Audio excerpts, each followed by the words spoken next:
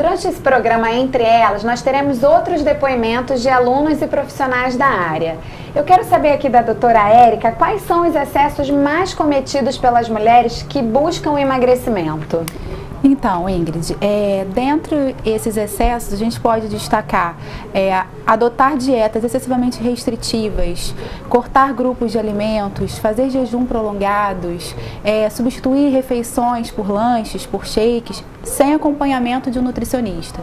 Assim como fazer uso de medicamentos ansiolíticos, inibidores de apetite, diuréticos, laxantes, sem acompanhamento médico, praticar atividade física de maneira excessiva, sem acompanhamento de um profissional de educação física. Eu acho que são alguns exemplos do que seriam excessos, do que seriam condutas inadequadas. E isso dentro do seu consultório é muito comum de acontecer? Você pega muitas pacientes nesse desespero? Na verdade, a paciente vem a mim, então ela está no caminho correto, ela está procurando o auxílio de um profissional nutricionista para cuidar do planejamento alimentar dela, não está seguindo a dieta do amigo, ou a dieta do famoso, ou a dieta da blogueira.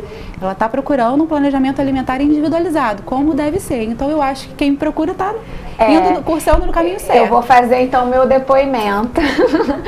Eu adoro comer besteira e eu sempre busquei dieta da lua, dieta de milkshake, de não sei o que. Aí eu tomava vergonha na cara, procurava uma nutricionista para assim, não, vou fazer a coisa certa. Mas antes de procurar uma nutricionista, como eu já me matei em cima de várias dietas que nunca me levaram a lugar nenhum. Essa é a grande verdade, né? Na verdade, quem nunca passou por isso, né? Porque eu acho que toda mulher que busca esse corpo perfeito, já né? Que cada pessoa, né, em algum momento tem um corpo perfeito na sua imaginação. Uma pode achar que tá com a barriga definida é o corpo perfeito. A outra não gosta da barriga definida. Eu acho que, né? Então, cada um tem uma imagem do corpo perfeito diferente, né? Mas as pessoas não chegam no seu consultório assim, meio perdidos, assim, depois de tentar um monte de dietas malucas, elas não chegam um pouco perdidas? Aí entra no caso do psicológico, porque mexe com o emocional.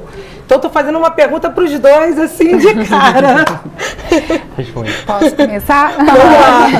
Então, na verdade, eu creio que o nosso papel como profissional de saúde é justamente nortear, direcionar esse paciente que nos procura para um estilo de vida mais saudável.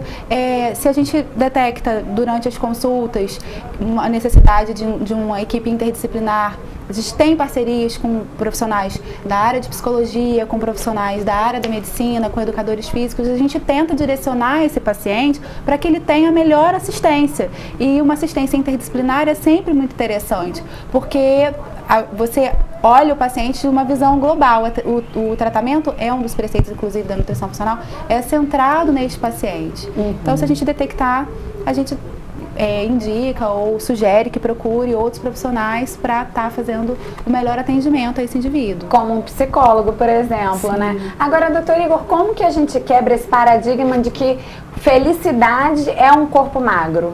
A gente tem que se questionar, né, para que a gente quer esse corpo magro, né? É interessante porque num primeiro momento parece que a coisa se encerra nela mesma, né? Quer dizer, eu tenho um corpo magro, logo eu sou feliz, né? E a gente deve se perguntar, né, para que eu preciso desse corpo magro? Ou eu só sou feliz mediante um corpo magro? Quer dizer, eu sou pai, eu sou profissional, eu sou amigo, eu sou esposo, mas só se eu tiver um corpo magro eu serei feliz, né? Então, se essa resposta for sim, então tem alguma coisa de errado, porque todos os restantes dos papéis que você desempenha na vida você está deixando de lado, porque você não tem um corpo magro, logo você não pode ser feliz. Se isso está acontecendo, esse é um indicativo de que você deve procurar um profissional para ver o que está se passando com a sua mente. Agora, dentro do seu consultório, acontece das pessoas chegarem, buscaram a magreza, conseguiram finalmente chegar no seu peso, né, ideal, na sua busca. E aí viu que a vida continua a mesma coisa, porque as pessoas acham que eu vou emagrecer e minha vida vai melhorar 100%. E quando emagrece de fato, a vida continua exatamente igual. Dentro do seu consultório, isso já aconteceu, dessa frustração de, poxa, eu queria tanto emagrecer. Cheguei no meu objetivo, mas tudo que eu esperava que minha vida fosse melhorar, nada aconteceu? Sim, isso acontece. Eu tive a oportunidade de trabalhar com uma equipe de cirurgia bariátrica no Rio de Janeiro, né, onde nós desenvolvíamos um programa de 1 ano pré-operatório com aqueles pacientes, eles passando por uma equipe multidisciplinar, para que eles realmente se conscientizassem, por exemplo, do processo que eles iam passar pelo resto de suas vidas, né? E depois, quando sofressem a cirurgia, passasse isso de uma maneira um pouco mais leve, né? Mas no consultório, fora da equipe bariátrica, isso acontece também. E por que acontece? Acontece porque a pessoa se dá conta justamente do que eu estava falando, né? Não é a felicidade, não é a magreza.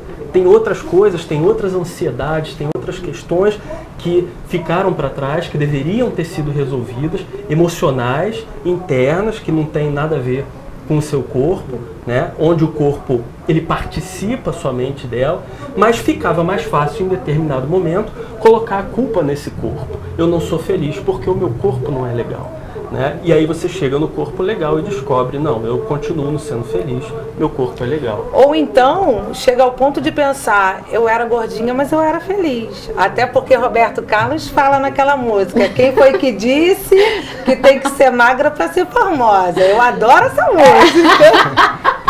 Muito bom, Vivi. Adorei. Você conhece o CrossFit? O Entre Elas foi conhecer essa modalidade que é sucesso aqui em Cabo Frio, a K9. Vamos ver o vídeo? O Entre Elas veio conhecer a academia K9. Na verdade, é chamado de box, né, CrossFit, né? E uma das tendências dessas academias é o CrossFit. Então a gente vai saber um pouquinho como é que funciona, tem algumas regras, você que está afim de uma nova modalidade, se é legal para você, para ver se encaixa no que você quer. Do meu lado direito, o Kaká.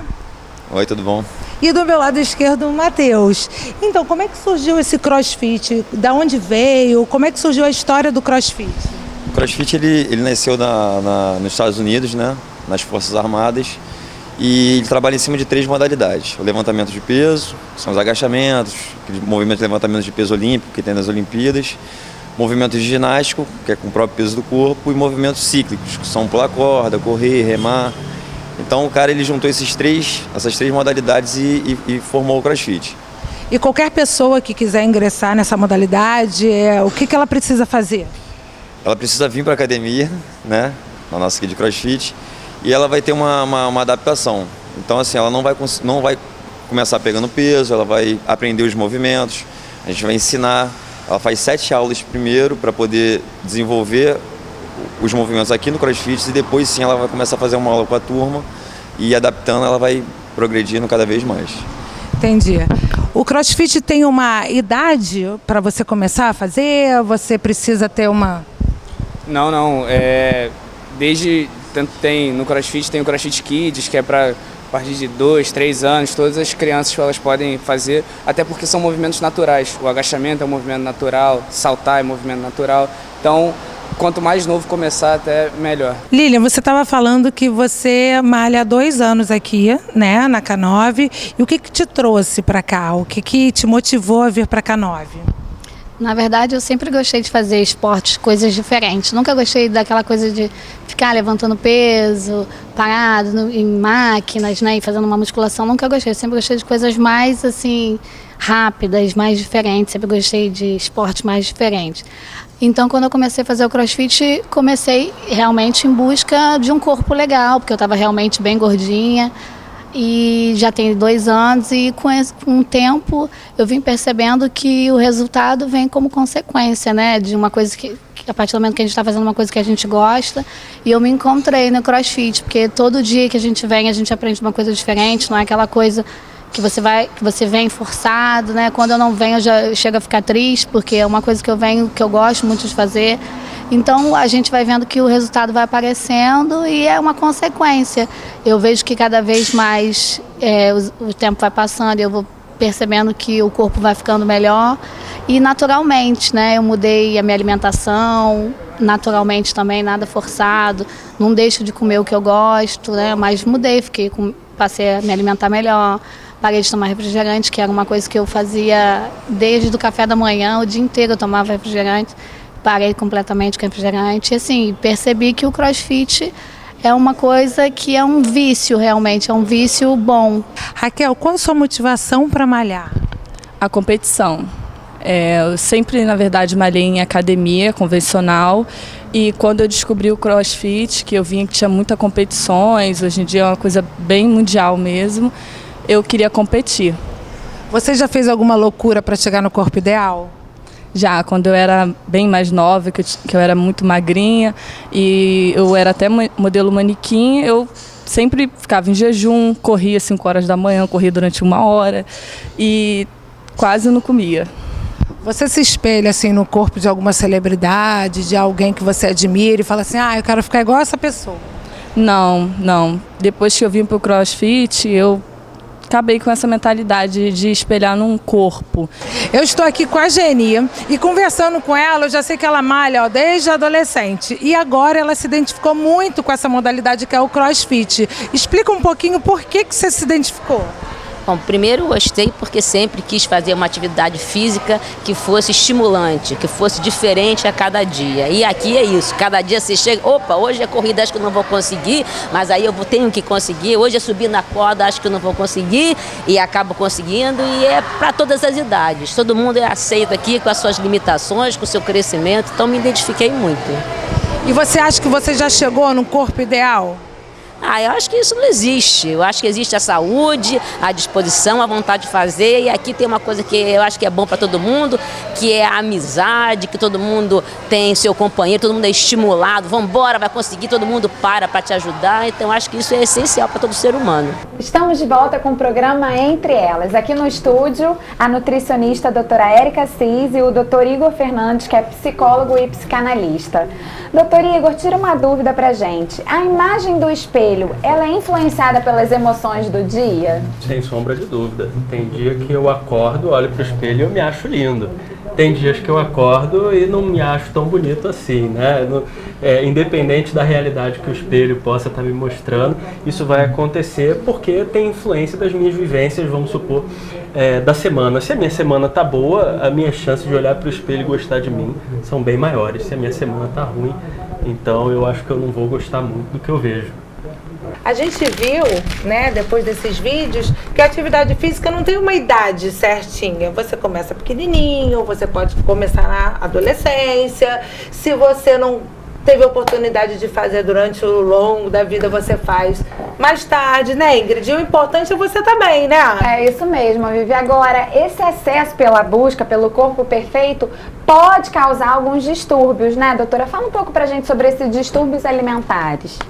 Então, Ingrid, o que ocorre? Essa busca, pelo corpo perfeito, quando ela passa a se tornar uma obsessão, que é fomentada por esse padrão, como o Dr. Igor colocou, por esse padrão de beleza imposto e pela falsa ideia de que o indivíduo só é feliz e bem-sucedido se ele for magro, se ele for sarado, se o corpo dele estiver perfeito, né? Dentro dessa característica subjetiva de corpo perfeito.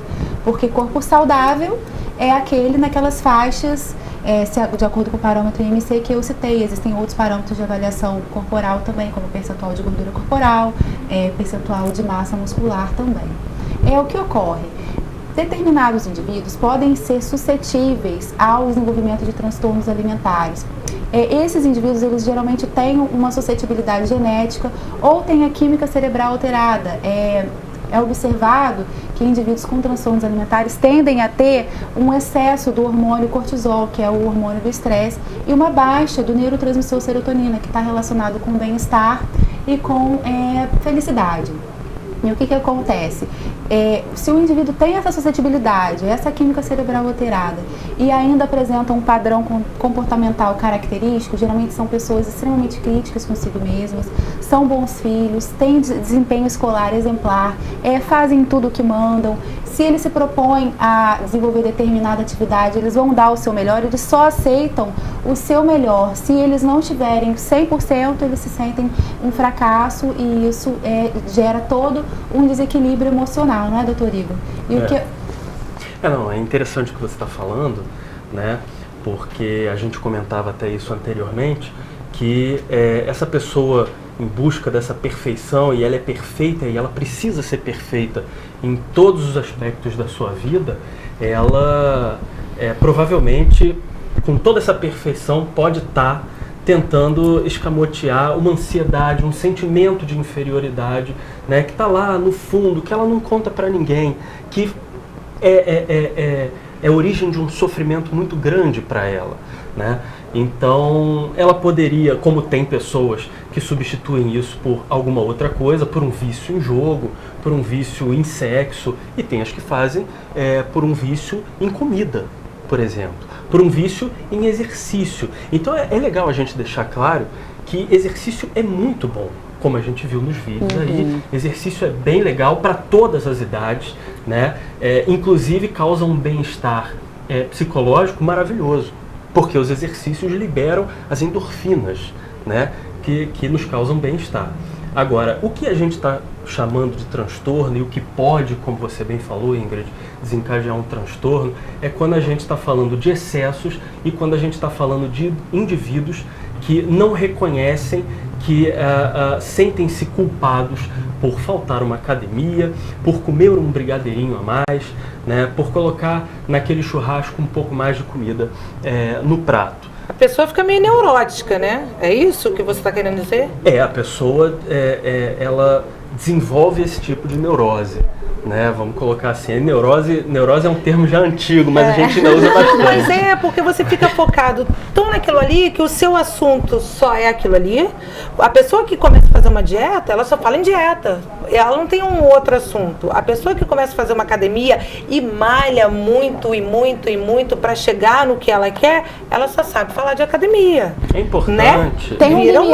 Tem um limiar entre o saudável. É normal que as pessoas se empolguem, que as pessoas estejam felizes com um estilo de vida que passaram a adotar, que traz bem-estar, que libera endorfinas, que tem ausência de sintomatologias que anteriormente sentia. Ela se sente bem colocando qualquer tipo de roupa. Isso é muito importante, é muito legal para a autoestima e para a saúde, porque não existe saúde em obesidade, né? A obesidade não está relacionada com saúde. E a prática de atividade física, assim como todo um hábito de vida saudável, que engloba cuidar, né, da alimentação e também da mente, porque se eu penso, eu sinto, se eu sinto, eu me comporto, fecha num ciclo muito positivo. Com relação aos transtornos alimentares, se o indivíduo tem essas predisposições que a gente referiu anteriormente, eu e o Dr. Igor, pode sim chegar a um transtorno que é algo muito grave, algo que está relacionado a óbito, com risco de vida, né? A gente tem, dentre os transtornos, tem-se a anorexia nervosa, que é uma doença muito grave, multifatorial, que deve ser tratada com enfoque interdisciplinar. Por que se caracteriza a anorexia nervosa? Pela ausência da ingestão alimentar. O indivíduo, ele sente-se no controle quando ele consegue ficar em privação de comida. E aí, a característica mais visível é uma drástica e dramática perda de peso, e o indivíduo tende a se sentir bem no controle, visto que nas outras questões que o Dr. Igor colocou, existem uma série de questões mal resolvidas com essa pessoa, e ela, através da privação alimentar, ela se sente momentaneamente sob controle. O indivíduo que é anoréxico pode ser chamado de bulímico ou não. O que é o transtorno alimentar da bulimia? É uma doença também muito séria, muito importante, na qual o indivíduo, após episódios de ingestão alimentar, força uma maneira, por pavor de ganhar peso, força de alguma forma eliminar aquela caloria ingerida, né? Por meio de vômitos forçados, por meio de uso de medicamentos. O indivíduo que apresenta bulimia pode ou não ter compulsão alimentar, que é um outro transtorno grave também, no qual o indivíduo, por um curto período de tempo, faz a ingestão de uma alta quantidade de alimentos, uma ingestão calórica muito grande. Esses episódios podem durar de algumas horas até boa parte do dia. Após os episódios, o indivíduo se sente muito triste, muito deprimido, se isola, pode estar relacionado, né, com a bulimia e forçar a eliminação desse alimento ingerido. Entendi. E esses são os transtornos alimentares graves, sérios, com risco de vida, e que, dependendo, né, da condição, do equilíbrio emocional desse paciente pode vir a desenvolver mediante tantas pressões, tantas questões que ele tem, que precisa ser debatido, precisa ser apoiado com muito carinho, com muita generosidade. É uma doença séria, não se pode ter um olhar crítico com esse paciente, e sim, o ideal é que o familiar, o amigo que apresenta algum ente querido, ou se você mesmo está passando por essa situação, que você busque o auxílio de profissionais de saúde, uma equipe interdisciplinar, um trabalho psicológico, um trabalho medicamentoso com um profissional médico, e um trabalho também de orientação nutricional, que o nutricionista vai indicar, vai, na verdade, educar esse paciente e explicar todos os detalhes da alimentação, como que funciona, quais são os grupos importantes, quais as funções de cada nutriente nesse organismo. E com esse enfoque interdisciplinar tentar contribuir com a melhoria e reversão desse quadro. Entendi. O Entre Elas vai dar uma pausa, mas volta já.